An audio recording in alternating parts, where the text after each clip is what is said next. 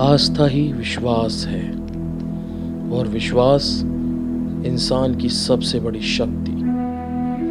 कहा जाता है कि शक्ति की पराकाष्ठा का आकलन करना हो तो उसे आस्था से जोड़ दो। ये आस्था ही है कि पत्थर की मूर्ति भी संसार में ईश्वर के समान पूजनीय हो जाती है। और यदि ईश्वर में आस्था है तो उलझनों में भी रास्ता है। और भक्ति ही एकमात्र वह मार्ग है जिससे ईश्वर की प्राप्ति होती है। आदिकाल से भारतवर्ष में अनेकों ऋषि मुनियों ने भक्ति और तपस्या के कठिन मार्ग पर चलकर ईश्वर की प्राप्ति की है। ऐसे ही एक तपस्वी की तलाश में हम निकल पड़े दिल्ली की उन तंग गलियों में जो पुरानी दिल्ली में बसी हुई है।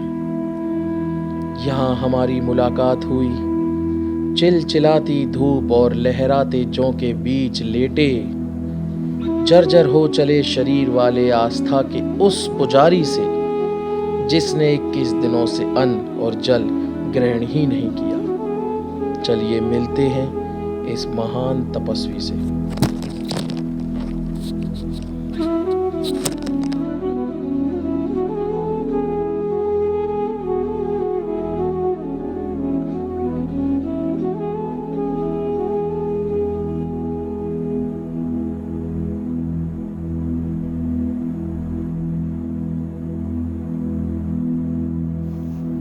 और यहाँ जाकर पता चला कि इस पुजारी ने नंगे पैर पैदल चलकर ज्वाला देवी और वैष्णो देवी से जोत लेकर आया है। जो ज्योत 9 सालों से उसी तरह जगमगा रही है। चलिए उन दोनों ज्योतों का हम आपको दर्शन कराते हैं।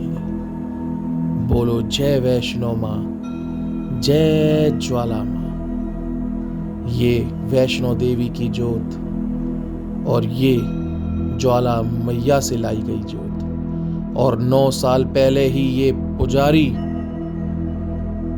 बाबा बजरंगबली की कृपा से और भोलेनाथ के आशीर्वाद से पादुकाएं त्याग चुका है। जी हाँ, 9 साल से इन्होंने पैरों में पादुका तक नहीं पहनी है। इनसे पूछने के बाद कि क्या कभी आपके पैर में कोई कंकड़ या कोई दुविधा आपको नहीं आई, तो इनका कहना तो सुने आप कि सब मैया की कृपा है। आज तक कभी मेरे पैर में एक कांटा तक नहीं चुभा। इसके बाद हवन की क्रिया शुरू हुई। मानो ये हवन पूरे वातावरण में सकारात्मक ऊर्जा सी फैला रहा हो।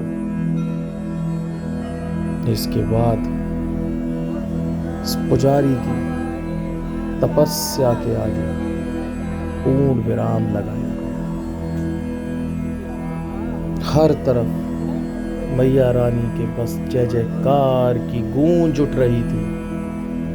मन इतना प्रफुल्लित हो उठा था कि शरीर के हर रोम का बाल भक्ति की गवाही दे रहा था।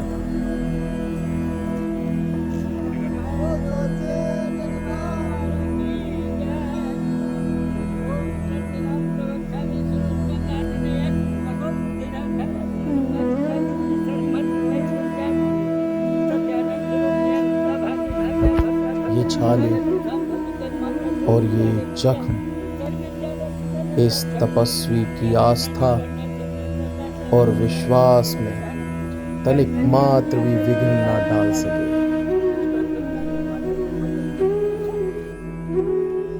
और तपस्या समाप्त होने के बाद आरती करते देख ऐसा लगा मानो इस तपस्वी के अंदर दैवीय ऊर्जा का संचार सा हो गया।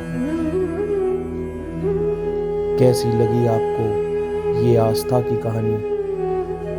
और आगे भी हमेशा आपके सामने नई आस्था की कहानियाँ और विश्वास की कहानियाँ लाते रहेंगे। बोलो सच्चे दरबार की जय।